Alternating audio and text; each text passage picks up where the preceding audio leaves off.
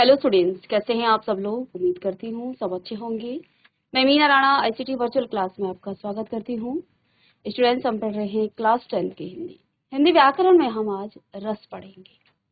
तो रस क्या होता है और हिंदी व्याकरण में और हिंदी साहित्य में रस का क्या महत्व है, ये सब हम आज की क्लास में पढ़ने वाले हैं। तो देखिए, रस का जो शाब्दिक अर्थ है आनंद। कहते हैं ना, इसमें हमें रस नहीं है। इसमें तो रस का मतलब, आप किसी चीज को, किसी फल को आप खाते हैं तो उसमें रस ना हो तो आपको आनंद नहीं आता है।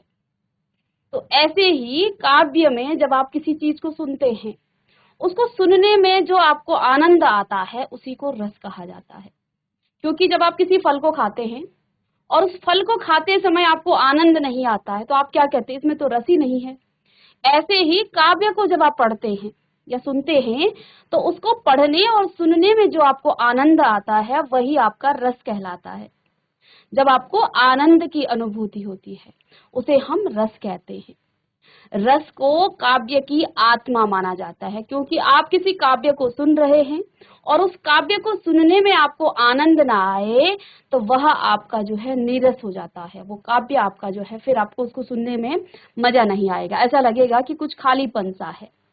तो जिस प्रकार से एक मनुष्य के अंदर आत्मा ना हो तो वो क्या कहलाती है, वो आपको एक डेड बॉडी की तरह दिखती है और वो जो है बिल्कुल आपको उसमें जो है कोई, वो व्यक्ति जो है फिर आपको अच्छा नहीं लगता है। ठीक है, ऐसे ही काव्य की आत्मा है रस। तो प्राचीन वर्ष में रस का बहुत महत्वपूर्ण स्थान था। जो प्राचीन भारत था उसमें रस का जो है बड़ा महत्व था। रस संचार के बिना कोई भी प्रयोग सफल नहीं किया जा सकता था।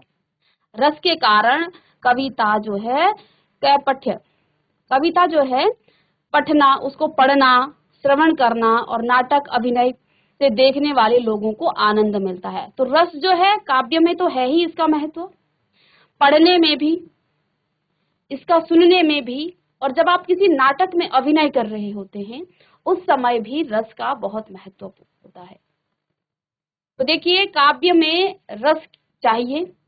ठीक है, जैसा कि हमने आपको अलंकार भी क्लास 9th में पढ़ाया। तो अलंकार का प्रयोग आप किसी काव्य में कब करते हैं, जब उस काव्य में रस हो। रस हो तो अलंकार से उसकी शोभा बढ़ती है। अगर काव्य में रस ही नहीं है तो फिर आप उस अलंकार से उस काव्य की शोभा को नहीं बढ़ा सकते हैं। तो रस क्या है, काव्य की आत्मा है। तो आप लिख लेंगे, रस का शाब्दिक अर्थ क्या होता है। रस का शाब्दिक अर्थ है आनंद। काव्य को पढ़ने या सुनने से जिस आनंद की अनुभूति होती है उसे हम रस कहते हैं। और रस को काव्य की आत्मा कहा जाता है। काव्य की आत्मा रस को कहा जाता है। आगे, श्रव्य काव्य के पठन अथवा श्रवण एवं दृश्य काव्य के दर्शन तथा श्रवण में जो अलौकिक आनंद आपको प्राप्त होता है, जिस काव्य को आप पढ़ते हैं या सुनते हैं या जिस काव्य को आप देखते हैं, जिसका आप श्रवण करते हैं, उसको देखने से जो अलौकिक सुख और जो अलौकिक आनंद आपको प्राप्त होता है वही काव्य में रस कहलाता है। रस से जिस भाव की अनुभूति होती है वह रस का स्थायी भाव होता है। रस, छंद और अलंकार काव्य रचना के आवश्यक अवयव हैं। किसी भी काव्य में रस होना चाहिए, उसमें छंद हो और अलंकार हो तो उस काव्य की रचना, उस काव्य की शोभा बढ़ जाती है। तो आपने तब भी पढ़ा था कि किसी भी काव्य में आप अलंकार से उसकी शोभा बढ़ती है। ठीक है, लेकिन अलंकार को कहा है आभूषण। अलंकार में हमने कहा, जब आप किसी व्यक्ति या किसी मनुष्य पर क्या करते हैं, आभूषणों का प्रयोग करते हैं तो वो अति सुंदर लगता है। या किसी स्त्री पर आप आभूषण का प्रयोग करें या आभूषण जब स्त्री पहनती है तो वो सुंदर दिखती है। लेकिन अगर उस स्त्री में आत्मा ना हो, अर्थात वो जो है शरीर में आत्मा हो, वो जीवित हो, तभी वो अच्छी लगेगी। किसी मृत व्यक्ति पर आप जो है आभूषणों का प्रयोग कर दें तो वो कहाँ अच्छा लगेगा। या उसमें अति आप आभूषण लगा दें, जहां पर आवश्यकता से ज्यादा आप उसमें आभूषण पहना दें तो वो भी अच्छा नहीं लगता है। तो यहाँ रस को काव्य की आत्मा कहा है और उस आत्मा के अंदर जब जो है, शरीर के अंदर जब आत्मा होती है तो आप उस पर आभूषण पहनाएंगे तो वो अच्छी लगेगी। इसी प्रकार काव्य जो है तब अच्छा लगता है, उस पर अलंकार तब अच्छा लगता है जब उसमें रस हो। तो यहाँ क्या कहा है, श्रव्य काव्य के पठन, जो सुनने वाले उसके पढ़ने से और उसके सुनने से, और जो दृश्य काव्य है जिसको आप देखते हैं उसके देखने से तथा दर्शन करने से, ये श्रवण में जो अलौकिक सुख आपको प्राप्त होता है वही काव्य में रस कहलाता है। किसी भी काव्य में रस होना चाहिए, छंद होना चाहिए और अलंकार होना चाहिए। तीन चीजें, रस हो, छंद हो और अलंकार हो। काव्य रचना के ये मुख्य और आवश्यक अवयव हैं। पाठक या श्रोता के हृदय में स्थित जो स्थायी भाव ही आपका विभावादि से संयुक्त होकर रस के रूप में परिणित हो जाता है। आपके अंदर के भाव तो है। आपको आनंद कब आता है, जब आप किसी भजन को या किसी गीत को आप सुनते हैं तो आपके अंदर के जो भाव हैं, जो आपके अंदर के जो भाव होंगे, उन भावों को ही हम क्या कहते हैं, वही भाव जो है, जो पढ़ने वाला या श्रोता वाला है उसके हृदय में स्थित जो स्थायी भाव है वही विभावादि से संयुक्त होकर रस के रूप में परिणित हो जाता है। रस को काव्य की आत्मा या प्राण तत्व माना जाता है। तो इन दो पॉइंट्स को आप लिख लीजिएगा कि पाठक या श्रोता के हृदय में स्थित जो स्थायी भाव होता है वही भाव जो है विभावादि से संयुक्त होकर रस के रूप में परिणित हो जाता है। रस को काव्य की आत्मा कहा गया है या प्राण तत्व माना जाता है। भरत मुनि ने रस की परिभाषा दी है। कहते हैं रस उत्पत्ति को सबसे पहले परिभाषित करने का श्रेय भरत मुनि को जाता है। उन्होंने अपने नाट्य शास्त्र में रास रस के 8 प्रकार का वर्णन किया है। रस की व्याख्या करते हुए भरत मुनि कहते हैं कि सब नाट्य उपकरणों द्वारा प्रस्तुत एक भाव मूलक कलात्मक जो अनुभूति है, रस का केंद्र रंगमंच है और भाव रस नहीं उसका आधार है, किंतु भरत ने स्थायी भाव को ही रस माना है। तो अलग अलग यहाँ पर परिभाषाएं दी हैं रस की। ठीक है, भरत मुनि ने लिखा है विभावानुभाव विचारी संयोग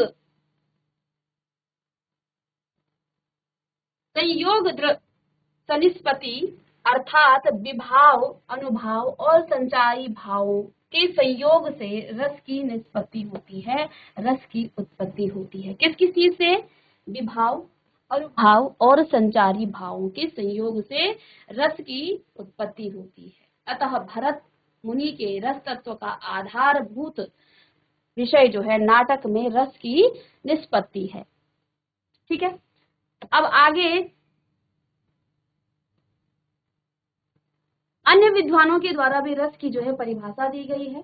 ठीक है, हमें बहुत ज्यादा इसमें जो है नहीं पढ़ना है। अभी हम रस के जो हैं अलग अलग प्रकार के रसों को जानेंगे यहाँ पर। तो अन्य विद्वानों के अनुसार भी यहाँ रस की अलग अलग परिभाषाएं दी गई हैं। ठीक है, जैसे इसमें आचार्य धनंजय के अनुसार है, साहित्य दर्पणकार आचार्य विश्वनाथ ने रस की परिभाषा दी, अलग दी है। तो अब आगे हम रस के जो अंग हैं उसके बारे में पढ़ेंगे सीधे। तो रस क्या होता है ये आपने पढ़ा। रस का मतलब होता है आनंद की, जहां आपको अनुभूति होती है वही आपका रस कहलाता है। किसी भी काव्य या आप किसी नाटक को देख रहे हैं, वहां जो आनंद की आपको अनुभूति होती है, आप किसी मूवी देखने आप जाते हैं तो वहां कहते हैं आज तो मजा आ गया, आनंद आ गया। ठीक है, तो यानी आपको वहां रस मिला, आपको जो है वहां पर आनंद की अनुभूति हुई है, तो वहां पर रस था। ठीक है, या आप किसी काव्य को पढ़ते हैं तो उस काव्य को पढ़ते हुए आपके मन में जो आनंद की अनुभूति होती है वह आपका रस कहलाता है। रस के यहाँ पर मुख्य अंग है। सबसे पहले यहाँ पर रस के 4 अवयव या अंग होते हैं जो इस प्रकार से हैं। पहला है विभाव, दूसरा अनुभाव, संचारी भाव और स्थायी भाव। लिख लीजिएगा, विभाव, अनुभाव, संचारी भाव, स्थायी भाव।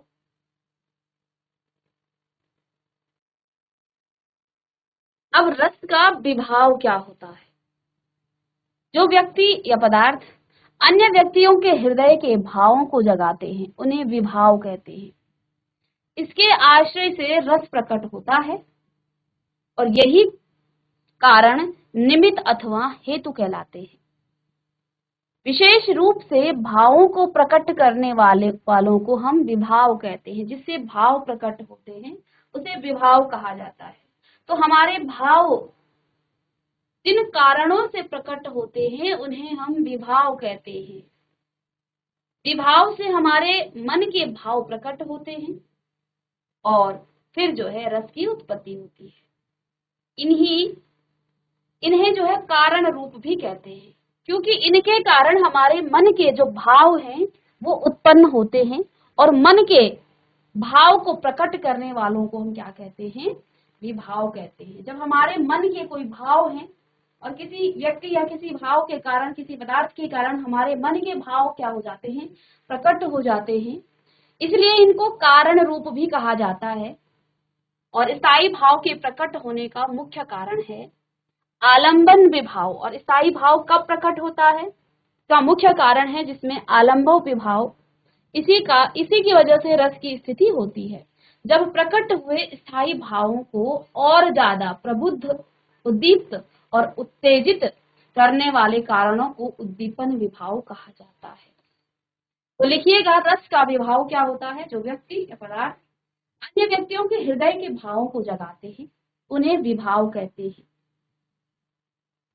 जो व्यक्ति या पदार्थ अन्य व्यक्ति के हृदय के भावों को जागृत करते हैं या जगाते हैं उन्हें विभाव कहते हैं। और इसके आश्रय से रस जो है प्रकट होता है। इस विभाव के कारण ही रस प्रकट होता है, इसी का आश्रय लेकर। क्योंकि जब हम दूसरों के मन के भावों को जागृत करते हैं, मन के भावों को जगाते हैं, तो रस आनंद आपको कब आता है? जब आप भाव में खो जाते हैं, जब आपके मन के भाव जागृत होते हैं, तब आप आनंद की अनुभूति करेंगे। तो विभाव, रस का जो मुख्य अंग यहाँ पर है, अवयव है, वो है विभाव। और विभाव होता क्या है? जो व्यक्ति या पदार्थ किसी अन्य व्यक्ति के हृदय के भावों को प्रकट करता है, जागृत करता है, जगाता है। आपने कोई ऐसी बात कर दी, हम भावुक हो गए। हम भावुक कब होते हैं? जब हमारे मन के भाव जागृत होते हैं, तब हम भावुक हो जाते हैं।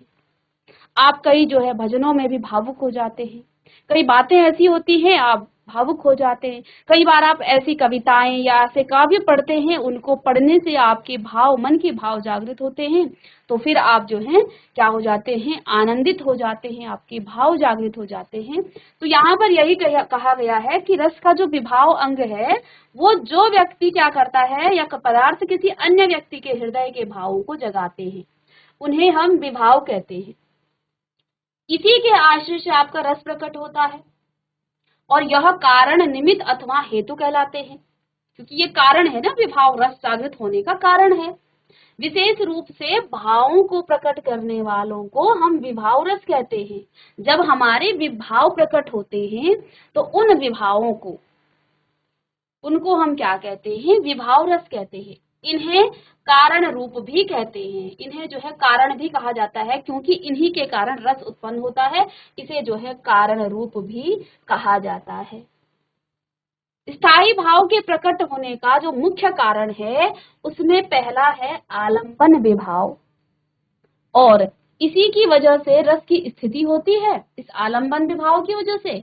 और जब प्रकट हुए स्थायी भाव को और ज्यादा प्रबुद्ध, उद्दीप्त और उत्तेजित करने वाले कारणों को हम, यानी जो भाव आपके प्रकट हुए हैं उन भावों को और ज्यादा उद्दीप्त करना, और ज्यादा जो है उन भावों को तीव्र करना, उत्तेजित करना, ये आपका उद्दीपन विभाव कहलाता है। तो यहाँ पर इसके भी दो अंग हो जाते हैं। किसके? जो आपका रस का जो विभाव है, इसके भी दो अंग यहाँ पर आ जाते हैं। पहला है, इनको क्या कहा जाता है? इनका मुख्य कारण, इनका प्रकट होने का मुख्य कारण है आलंबन विभाव। तो ये आलंबन विभाव क्या हुआ? और इन्हीं आलंबन विभाव के कारण आपका जो है विभाव, जो रस है वो प्रकट होता है। और इन्हीं को हम जब क्या करते हैं, इन भावों को, जब हमारे अंदर के भाव प्रकट होते हैं तो इनको जब हम और ज्यादा स्थायी कर देते हैं, उनको जो है ज्यादा प्रबुद्ध कर देते हैं, उद्दीप्त कर देते हैं और उत्तेजित कर देते हैं, तो उसे कहा जाता है फिर आपका उद्दीपन विभाव। तो अब हम यहाँ पर आलंबन विभाव और उद्दीपन विभाव के बारे में पढ़ेंगे, तो इतना आप नोट कर लीजिएगा। तो इसके भी इस तरह से रस का जो विभाव दो तरह का होता है, विभाव भी दो तरह के होते हैं। तो यहाँ पर आपने क्या देखा, जो आपके रस के 4 अवयव या 4 अंग होते हैं, जिसमें पहला विभाव है, अनुभाव है, संचारी भाव है और स्थायी भाव है। लेकिन रस का जो विभाव है वो हमारे, जब एक व्यक्ति दूसरे व्यक्ति के हृदय में के भावों को जागृत करता है, उन्हें विभाव कहते हैं। और इन्हीं के आश्रय से आपका रस प्रकट होता है, और यही कारण है इनको निमित्त या हेतु कहलाते हैं। ये विशेष रूप से भावों को प्रकट करने वालों को हम क्या कहते हैं, विभाव रस कहते हैं। जिससे हमारे भाव प्रकट होते हैं उसे हम क्या कहते हैं, विभाव रस कहते हैं। इन्हीं कारण इन्हें कारण रूप भी कहा जाता है, क्योंकि इनके कारण ही हमारे मन के जो आनंद है, जो भाव है वो प्रकट होते हैं, इसलिए इन्हें कारण रूप कहा जाता है। और यही स्थायी भाव के प्रकट होने का जो मुख्य कारण है वो है आपका आलंबन विभाव। चलिएगा लिखिएगा, आलंबन विभाव और उद्दीपन विभाव। ये विभाव के यहाँ पर दो तरह के विभाव होते हैं, आलंबन और उद्दीपन। आलंबन होता है सहारा, तो जिसका आलंबन या सहारा पाकर स्थायी भाव जागते हैं उसे आलंबन विभाव कहते हैं। जैसे नायक और नायिका। आलंबन विभाव के 2 पक्ष हो जाते हैं, जिसमें आश्रयालंबन और विषयालंबन। आश्रयालंबन और विषयालंबन। तो चलिए, जिसके मन में भाव जगे वह आश्रयालंबन, और जिसके प्रति या जिसके कारण मन में भाव जगे वह आपका विषयालंबन कहलाता है। उदाहरण के लिए, यदि राम के मन में सीता के प्रति रति का भाव जगता है तो राम आश्रय होंगे और सीता आपका विषय होंगी। तो यहाँ पर आप देखिए, आलंबन और विभाव और उद्दीपन विभाव की हम बात कर रहे हैं। आलंबन का मतलब होता है सहारा पाकर स्थायी भाव जब जागते हैं, यानी आप किसी के प्रति जो है क्या भाव आपके जाग रहे हैं, किसी अन्य व्यक्ति के प्रति। तो जैसे यहाँ पर जिसका आलंबन या सहारा पाकर स्थायी भाव जगते हैं उसे हम आलंबन विभाव कहते हैं। जैसे नायक और नायिका, आलंबन विभाव के 2 पक्ष होते हैं। आलंबन विभाव के भी 2 पक्ष कौन से हैं, आश्रयालंबन और विषयालंबन। आश्रय यानी कि जिसके मन में भाव जगे। अब हम किसी के लिए भाव जागृत हो रहे हैं आपके, तो जिसके लिए आप भाव, जिसका सहारा लेकर आपके मन में किसी के लिए भाव आ रहे हैं, फीलिंग, तो वो आपका आश्रयालंबन। तथा जिसके प्रति, अब जिसके मन में आ रहा है, जैसे उदाहरण के लिए यहाँ पर क्या लिखा है, राम के मन में सीता के प्रति जो है रति का भाव जागता है, तो राम आपके क्या हो गए, आश्रयालंबन। राम सीता का आश्रय ले रहे हैं और विषय इसका क्या है, सीता है।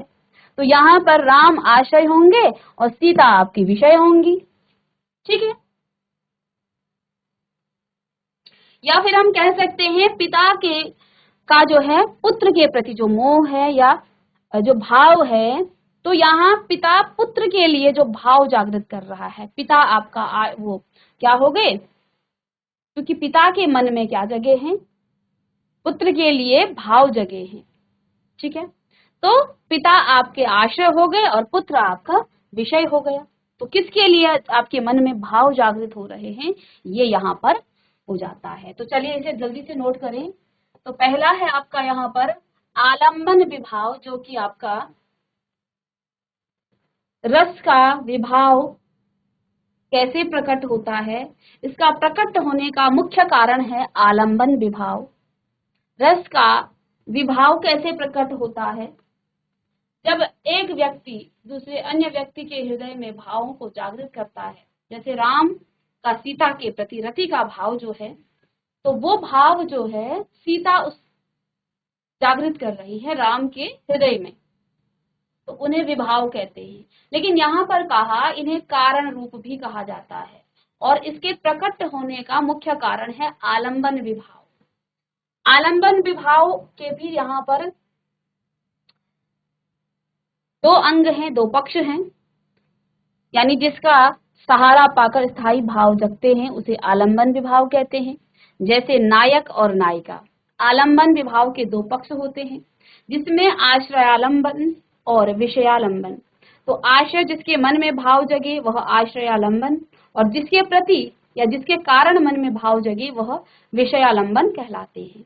उदाहरण के लिए राम के मन में सीता के प्रति रति का भाव जगता है तो राम आश्रय होंगे और सीता आपके विषय होंगे। नेक्स्ट यहाँ पर उद्दीपन विभाव। उद्दीपन विभाव भी किसका, ये रस के विभाव का ही एक जो है दो विभाव का ही ये जो है एक अन्य अंग है। ठीक है। और विभाव होता क्या है उद्दीपन विभाव, यहीं से आपने कहा कि जब प्रकट हुए स्थायी भाव ज्यादा प्रबुद्ध हो जाते हैं, उद्दीप्त हो जाते हैं, उत्तेजित करने वाले कारण होते हैं। अब देखिए उद्दीपन जो विभाव है वो क्या है। तो देखिए जिन वस्तुओं या परिस्थितियों को देखकर जो स्थायी भाव है वो उद्दीप्त होने लगता है और ज्यादा जो है जागृत, उसमें जो है उत्तेजना आने लगती है, उद्दीपन विभाव कहलाते हैं। जैसे चांदनी, कोकिल पूजन, एकांत स्थल, रमणीक उद्यान, नायक या नायिका की शारीरिक चेष्टाएं, ये आपके क्या हैं, उद्दीपन विभाव है। चलिए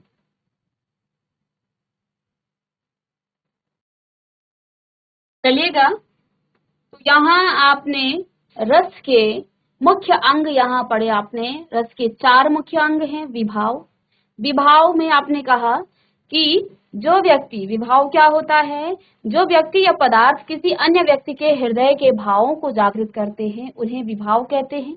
इसके आश्रय से रस प्रकट होता है। विभाव के कारण ही आपका रस प्रकट होता है, इसलिए इसे कारण रूप भी कहते हैं या ठीक है, और या हेतु रूप या निमित्त रूप कहा जाता है।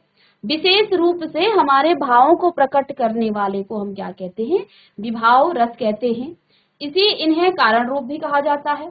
और देखिए इसके प्रकट होने का मुख्य कारण है आलंबन विभाव, और इसी की वजह से रस की स्थिति होती है। ठीक है। और जब प्रकट हुए जो स्थायी भाव हैं उसको हम ज्यादा प्रबुद्ध करते हैं, उद्दीप्त और उत्तेजित करने वाले कारणों को उद्दीपन विभाव कहा जाता है। तो आलंबन विभाव क्या होता है, जिसका सहारा पाकर स्थायी भाव जगते हैं उसे आलंबन विभाव कहते हैं। जैसे नायक और नायिका। आलंबन विभाव के दो पक्ष हैं जिसमें आश्रयालंबन और विषयालंबन। तो जिसके मन में भाव जगते हैं उसे आश्रयालंबन, और जिसके लिए भाव जगते हैं उसे विषयालंबन कहते हैं। जैसे राम के मन में सीता के प्रति रति का जो भाव है, इसमें राम के मन में भाव जागृत हुए हैं तो राम ने किसका आश्रय लिया है, सीता का आश्रय लिया है, और उन सीता से ही जो है राम के मन में जो रति का भाव जागृत हुआ है। तो यहाँ पर राम आपके आश्रयालंबन और सीता आपके विषय होगी।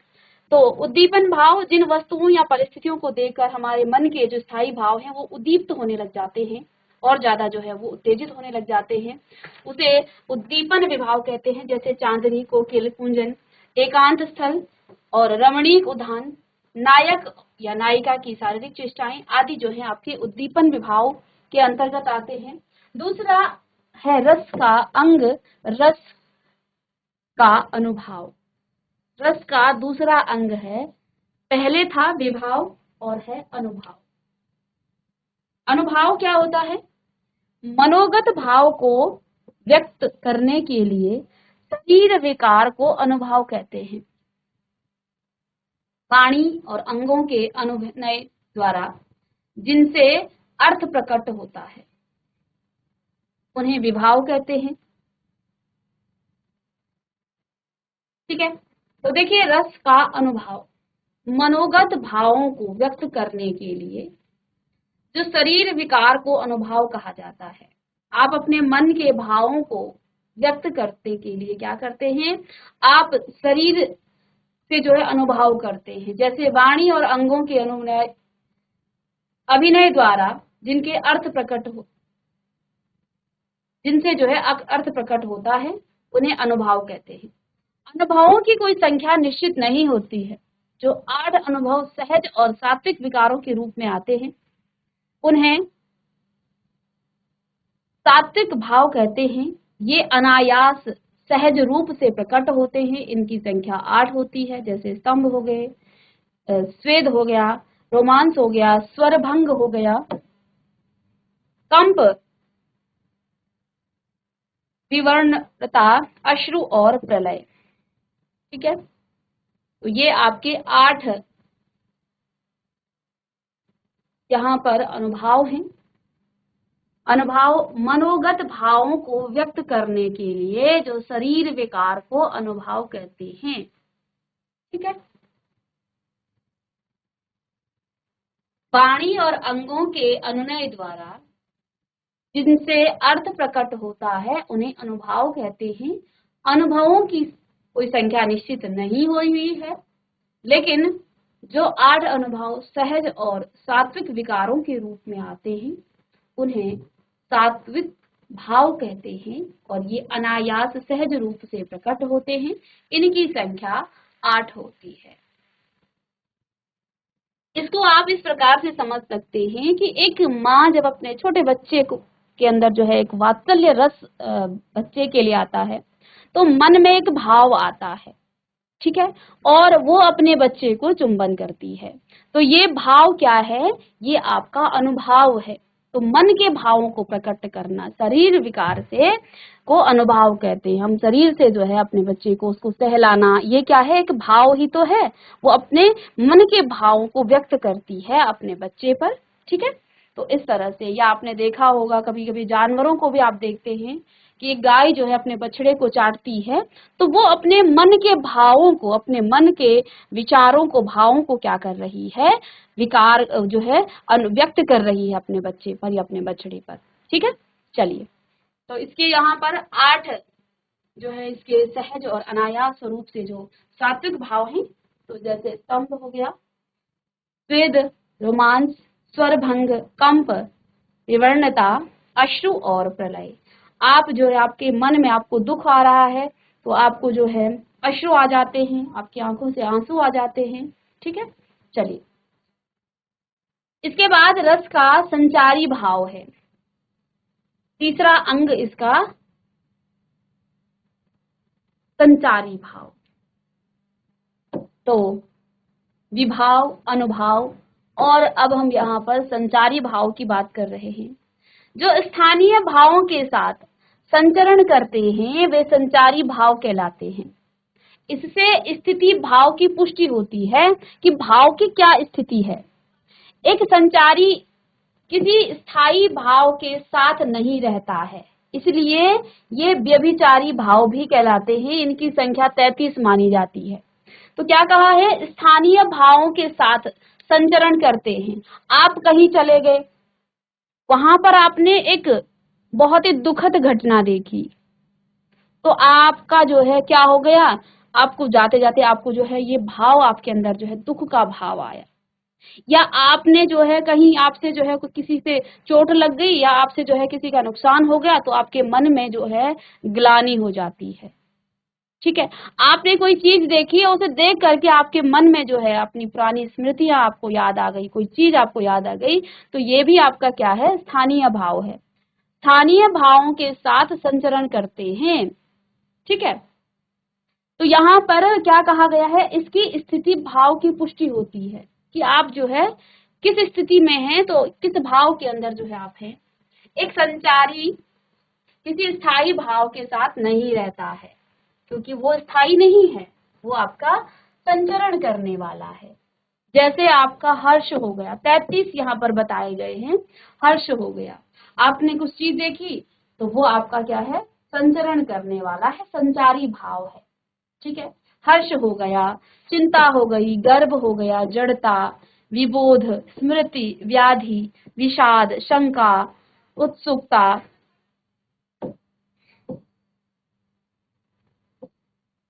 ठीक है, उत्सुकता हो गया, आवेग हो गया, फिर अवहिथा, अवहिथा, ग्लानि, मोह, दीनता, मति, स्वप्न, स्वप्न, स्वप्न, अपस्मार, निर्वेद, आलस्य हो गया, उन्माद हो गया, लज्जा हो गया। तो इन सभी भावों को आप लिख लीजिएगा। ये आपके व्यभिचारी भाव या संचारी भाव कहलाते हैं। ये आपके व्यभिचारी भाव या संचारी भाव कहते हैं। तो जो स्थानीय भावों के साथ संचरण करते रहते हैं, जो आपके स्थानीय भाव हैं उनके साथ ही संचरण करते हैं, वे संचारी भाव कहलाते हैं। इससे स्थिति भाव की पुष्टि होती है कि भाव की क्या स्थिति है यहाँ पर, है ना। तो आपको देख के ही पता चल जाएगा ये व्यक्ति बड़ा खुश है। और आप देखते भी हैं कई बार आप जो है अपने साथ के कई मित्रों को कहते हैं, अरे आज तो आप बड़े अच्छे मूड में लग रहे हो, क्या बात है, कोई खुशखबरी आ गई है। तो ऐसी, या फिर आप बड़े चिंतित लग रहे हैं, तो ये भाव आपको उनसे पता चल जाता है कि ये भाव जो है आज किस भाव में है। या फिर आपको बहुत ज्यादा आलस्य आ रहा है तो वो भाव भी आपके अंदर दिख जाता है। आपको शंका है, उत्सुकता है, आवेग है, विषाद है, व्याधि है, आप कोई चीज सोच रहे हैं, स्मृति में आप हैं, निबोध जड़ता, गर्व आपको हो रहा है, मोह में है, ग्लानि में है, अवहितता में है, तो ये सभी भाव आपके जो है आपकी पुष्टि कर देते हैं स्थिति की। आपको जो है पता चल जाएगा कि ये किस भाव में है। ठीक है, चलिए तो चलिए आज की क्लास में बच्चों हमने यहाँ पर रस के बारे में क्या क्या चीजें पढ़ी हैं, एक बार इसको हम जल्दी से रिवाइज करते हैं। तो देखिए, रस का मतलब होता है, रस होता है जिससे आपको आनंद की अनुभूति होती है। तो काव्य को पढ़ने या सुनने से जिस आनंद की अनुभूति होती है उसे रस कहा जाता है। ठीक है, और रस के यहाँ पर किसी भी काव्य के जो भाग हैं, अंग हैं, वो क्या क्या हैं, रस है, छंद है और अलंकार किसी काव्य में होना चाहिए। पाठक या श्रोता के हृदय में स्थित स्थायी जो भाव या विभावादि से संयुक्त होकर रस के रूप में परिणित हो जाता है। रस को काव्य की आत्मा या प्राण तत्व माना जाता है। और यहाँ पर कुछ परिभाषाएं दी गई है, हमें रस पढ़ना है। तो हिंदी व्याकरण में रस के 4 अवयव या 4 अंग हैं, जिसमें हमने विभाव, अनुभाव और संचारी भाव पढ़ चुके हैं। स्थायी भाव हम कल की क्लास में पढ़ेंगे, तो आप इसको नोट कीजिएगा और एक बार इसे घर में रिवाइज करें। कल की क्लास में फिर मिलते हैं, तब तक के लिए thank you and have a nice day.